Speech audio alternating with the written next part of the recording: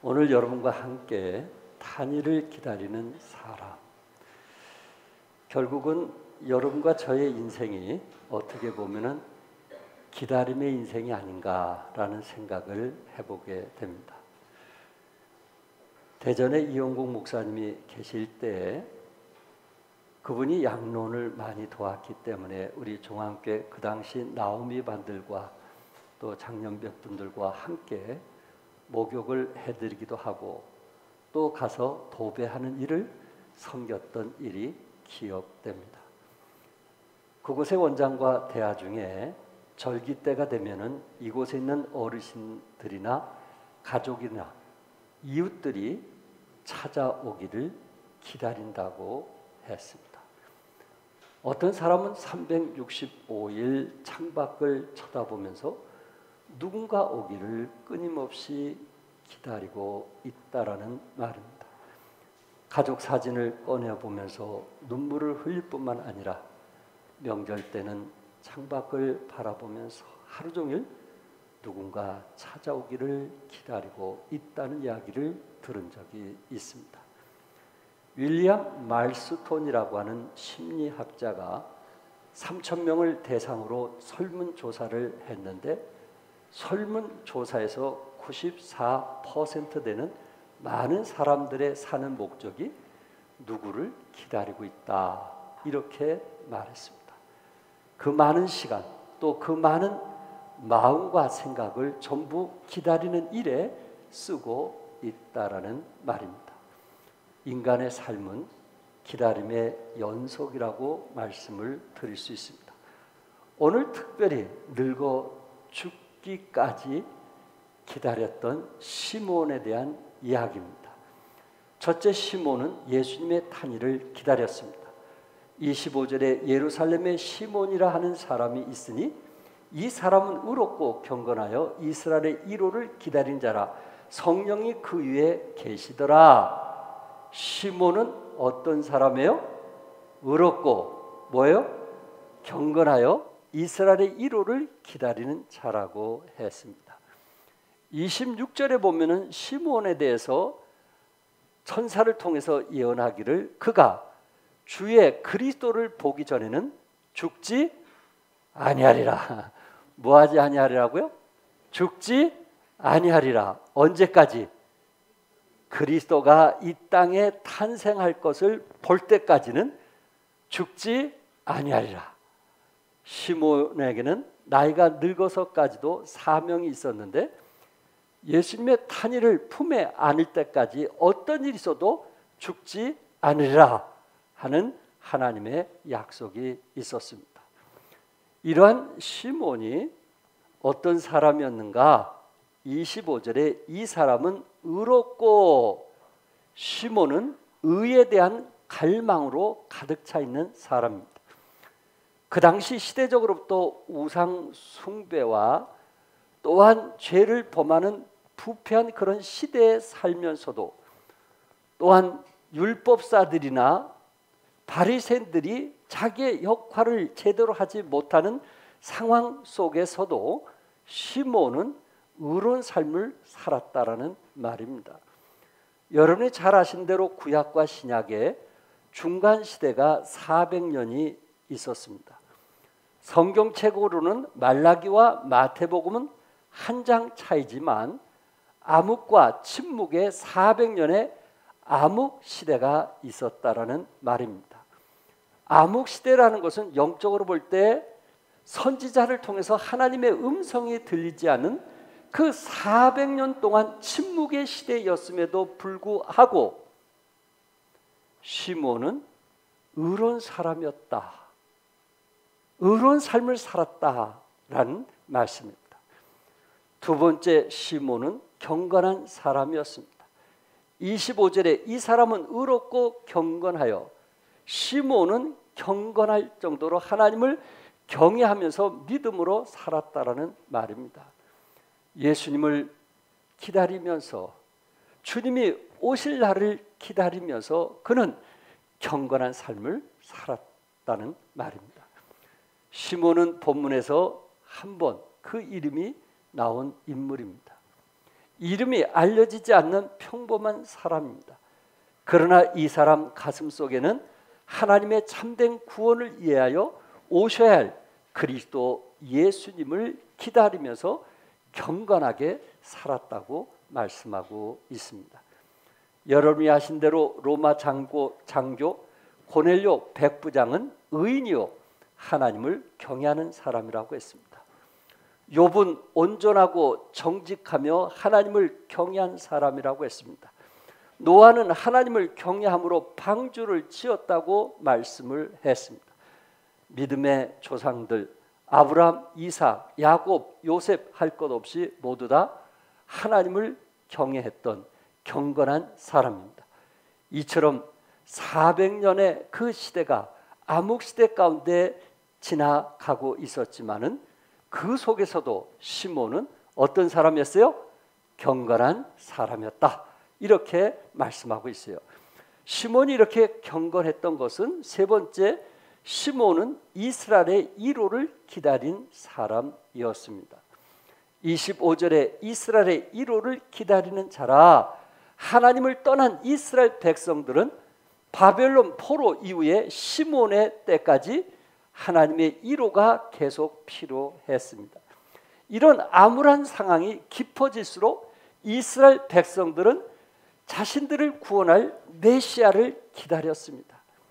시몬은 역시 이런 상황에서 예루살렘의 1호자 메시아를 기다렸다고 성경은 말씀하고 있어요. 이스라엘 나라가 메대와 바사에게 찢기고 헬라에게 빼앗기고 로마에게 넘어갔습니다. 그러는 사이에 하나님이 택하신 이스라엘 백성들의 신앙도 급격히 하락하고 저들은 하나님을 떠나서 우상 숭배를 하며 타락했던 부패한 그런 모습들을 시몬은 보았던 것입니다. 이 시대에 바리새인도 아닌 정치인도 아닌 메시아이신 예수님이 오실 때만이 이스라엘의 1호자가 될 수 있다라는 그 확신, 이스라엘 백성들에게 진정 평안과 행복을 주기 위해서는 메시아가 오셔야 된다는 그런 믿음 안에서 1호를 기다렸다고 성경은 말씀하고 있어요. 26절에 그가 주의 그리스도를 보기 전에는 뭐하지 아니하리라? 죽지 아니하리라. 그리스도를 만나기 전에는 죽지 아니하리라 하면서 그는 주님을 바라보았고 또한 그는 의롭게 경건하게 그리스도의 형상을 닮아갔던 것을 보게 됩니다. 여러분이 학교에서 배웠던 그 예 중에 나다나엘 호손의 작품 중에 큰바위 얼굴이라는 작품을 기억할 것입니다. 어느 마을의 앞산 바위 위에 인자한 얼굴이 나타났습니다. 사람들은 그 얼굴과 똑같은 사람이 나와서 그 마을의 화평과 행복을 줄 것이라고 생각을 했습니다.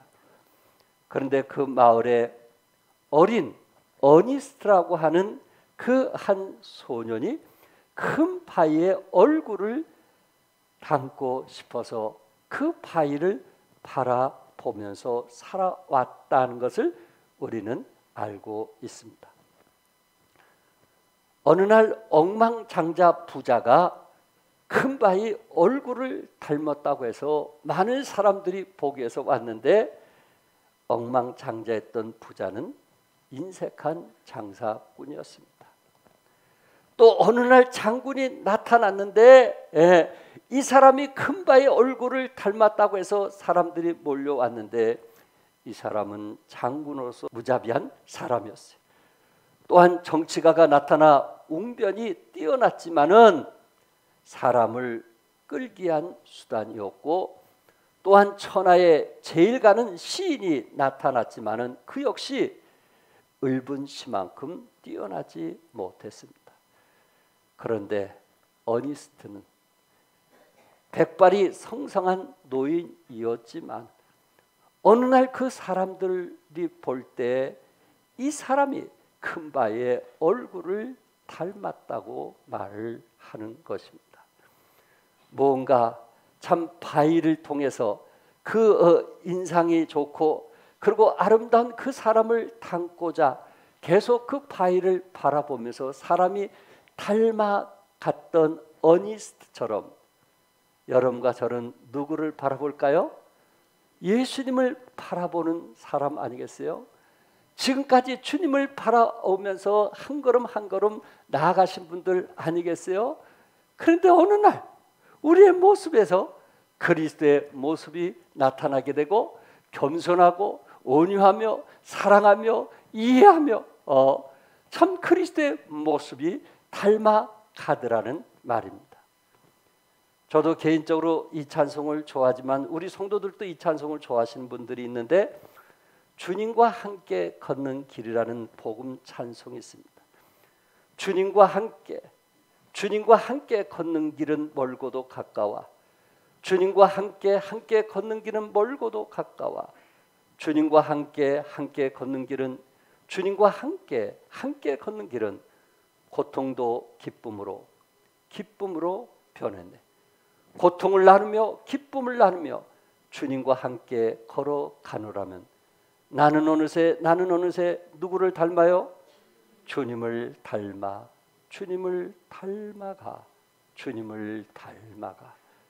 감동적인 찬양입니다.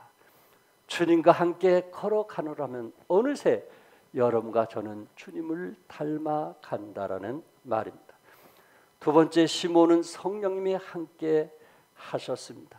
25절에 성령이 그에 계시더라. 400년 동안 그렇게 침묵했고 암흑시대로서 하나님의 음성이 나타나지 않았음에도 불구하고 시몬은 항상 그 이외에 성령님이 함께 하셨다는 말입니다. 성령님이 그에 계신다는 말은 주님께서 사무엘처럼 언제든지 부르더라도 그 음성을 듣고 순종할 수 있다는 말입니다. 하나님이 교제하기 원하여 에덴 동산에서 아담을 불렀을 때 네, 여기 있나이다 하고 주님의 부르심에 가까이 간 것처럼 여러분과 저도 언제든지 교제할 수 있는 그런 태도를 가졌고 어떤 환경에서 어떤 어려움과 고통이 있어도 함께 하시는 주님을 통해서 위로와 힘을 얻을 수 있는 사람, 바로 그 사람이 성령이 그에 계시더라. 성령이 우리 안에 계심을 우리는 믿습니다. 구원자이신 메시아께서 우리와 함께함을 믿습니다. 그렇기 때문에 여러분과 저는 성령님의 함께하심을 믿게 됐을 때 의롭고 경건한 삶을 살 수 있다라는 말입니다. 세 번째, 시몬은 나신 예수님을 만났습니다.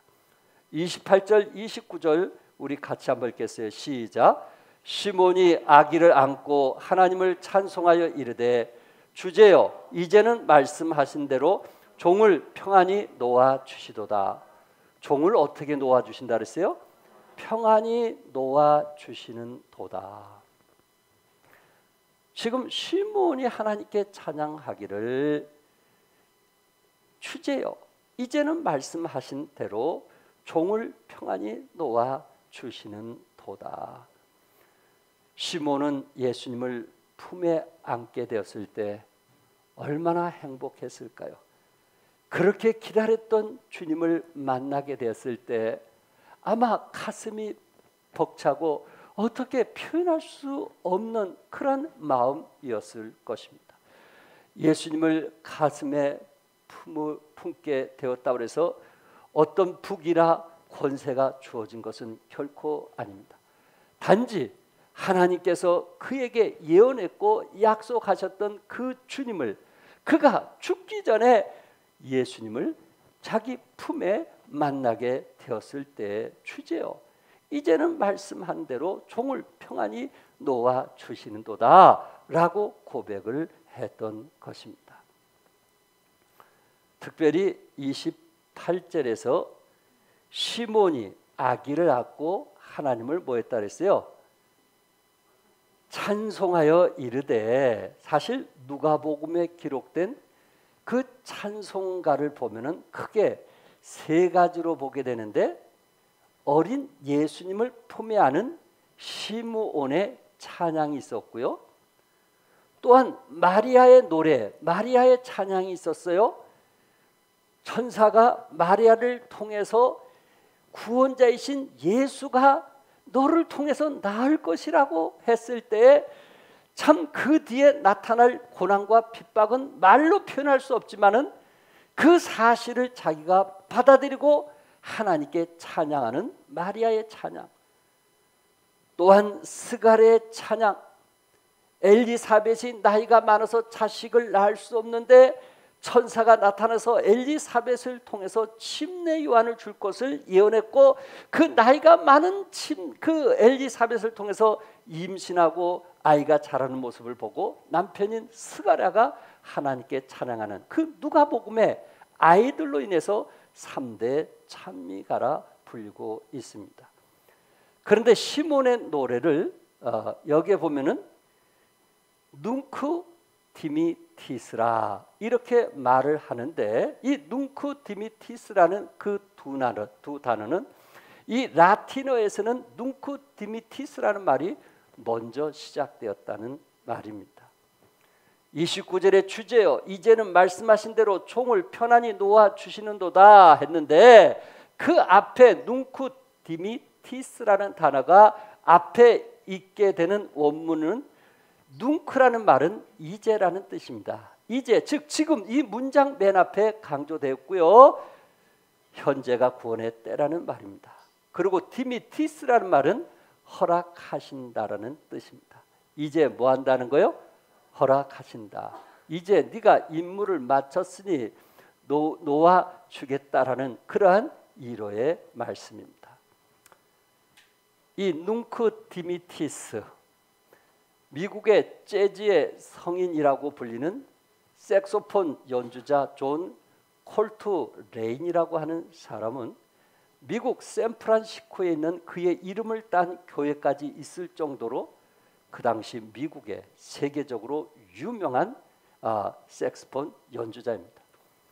이분은 1926년에 태어난 콜트레인인데 40세 젊은 나이에 사실 간암으로 사망을 했습니다. 그의 작품 대부분 명작으로 손을 꼽혔습니다. 그는 독실한 기독교 집안에서 태어났지만은 신앙에 벗어나서 마약 중독자였고 알코올 중독자로 삶을 살게 되었어요. 거의 죽음에 이르게 되었을 때 부모로부터 그 어릴 때 들었던 그 말씀을 기억하고 뒤늦게 그가 돌아서게 되었고 마약과 알코올 중독으로부터 자유함을 얻게 됐습니다. 그때부터 색스폰을 불기 시작을 했는데, 그의 색스폰 중에 대표작 자이언트 스텝이라고 하는 그 대표작은 세계적으로 알려진 연주 곡이었습니다. 이분이 예수님을 통해서 구원의 그 사랑에 감사해서 남은 생의 짧은 인생 동안 색스폰을 위해서 삶을 살게 됐는데, 마지막 그가 부른 게 32분간이나 온 힘과 정열을 다 바쳐 연주하게 되었습니다. 온몸에 땀으로 범벅이가 되었습니다. 한 기자가 그에게 인터뷰하면서 소감을 묻게 되었을 때 그가 한 말이 뭐냐면은 눅크 디미티스라, 시몬이 하나님을 찬양했던 것처럼 저에게 이제는 놓아달라고 하는 그 찬양을 했던 것처럼 눅크 디미티스라, 주여 이제는 종을 평안히 놓아 주십시오. 한국말로 한다면은 소원을 이제 저는 이루었으니 이제 죽어도 한이 없습니다 라는 말입니다. 참으로 멋진 말입니다. 온 영혼을 다 바쳐 인생을 산 사람만이 할 수 있는 마지막 한마디입니다. 최선을 다했기에 모든 걸 다 쏟아 부었기에 아무 후회가 없는 삶을 살았기에 눅크 디미티스라는 말을 할 수 있는 것입니다. 사도 바울처럼 나는 선한 싸움을 싸우고 나의 달려갈 길을 마치고 믿음을 지켰으니 의의 면류관이 예비되었다고 고백할 수 있는 것처럼 여러분들도 예수님의 나심을 위해서, 아니 다시 오심을 위해서 우리가 충성하고 최선을 다하게 됐을 때 눈코 디미티스라고 말할 수 있다는 것입니다. 눈코 디미티스, 주님 이제는 나를 놓아 주십시오. 사라 티스데일이 쓴 기도의 시가 있는데, 이분은 원래 사랑의 노래로 풀리처상을 받은 미국의 작가이기도 합니다. 그는 이런 시를 썼어요. 나 죽어갈 때 말해 주소서. 채찍처럼 삭 속을 파고들어도 나 휘날리는 눈 사랑했다고. 모든 아름다운 걸 사랑했노라고. 그 아픔을 기쁘고 착한 미소로 받아들이려 애썼다고. 심장이 찢어진다 해도 내 영혼 닿는 데까지 깊숙이 혼신을 다 바쳐 사랑했노라고. 삶을 삶 자체로 사랑하며 모든 것에 곡조 붙여 아이들처럼 노래했노라고. 시인은 기도합니다. 지상에서의 삶을 마감하고 죽을 때 혼신을 다 바쳐 사랑하고 떠난다고 말할 수 있게 해달라고 기도했던 것입니다. 삶을 그 자체로 사랑하며 기쁘게 살게 해달라고 기도했고요. 자신이 누군가 끊임없이 사랑할 수 있게, 후회하지 않고 사랑할 수 있게 해달라고. 우리도 시인처럼 심장이 찢어지는 아픔에도 아랑곳하지 않고 사랑하고 살았다고 말할 수 있기를 바랍니다. 사실 온 마음을 다해 사랑한다는 것은 쉽지는 않을 것입니다. 휘날리는 눈을 맞으면 차가울까 사랑하지 못하고, 아름다운 장미는 가시에 찔릴까 사랑하지 못합니다. 버림받을까 봐 사랑하지 못했고, 상처받을까 봐 다가가지 못할 수도 있습니다. 그러나 죽음의 끝자락에 왔을 때 우리의 마음은 너무 아프고 후회하게 될 것입니다. 그러므로 우리는 시몬의 찬송을 우리의 찬송이 될 수 있기를 바랍니다. 무슨 찬송? 눈쿠 디미티스. 따라서 해볼까요? 눈쿠 디미티스. 이래가지고 어떻게 사랑할 수 있겠어요? 눈쿠 디미티스. 이래가지고 어떻게 충성할 수 있겠어요? 예. 다시 한번 눈쿠 디미티스. 아멘. 주제요, 이제는 말씀하신 대로 종을 평안히 놓아 주시는도다. 이제 저는 죽어도 한이 없겠습니다. 사도 바울처럼 선한 싸움을 싸웠다고 말할 수 있는 예수님의 나심을 통해서 시몬처럼 저에게 사명은 주님을 품기까지 죽지 않는다는 사명 가지고 살아간 것처럼, 여러분과 저에게도 마지막 주님이 주신 사명을 가지고 건강한 가정, 행복한 가정, 또한 땅끝까지 복음을 증거하는 하나님의 사람들이 될 수 있기를 바랍니다. 눈쿠 디미티스는 평안히 놓아주시는도다. 이 놓아준다는 말은 태거허가, 출발, 고별하는 뜻도 있습니다. 맡겨진 사명을 다할 뿐만 아니라 사명을 다한 사람에게는 또한 새로운 마음으로 출발하는, 아멘, 새로운 마음으로 뭐하는? 출발하는, 옛것은 잊어버리고 정말 새 마음으로 우리가 새롭게 헌신해서 여러분과 제가 눈쿠 디미티스, 주제요, 이제는 말씀하신 대로 총을 편안히 놓아 주옵소서 라는 고백이 있기를 주님의 이름으로 축복합니다. 기도하겠습니다. 눈쿠 디미티스.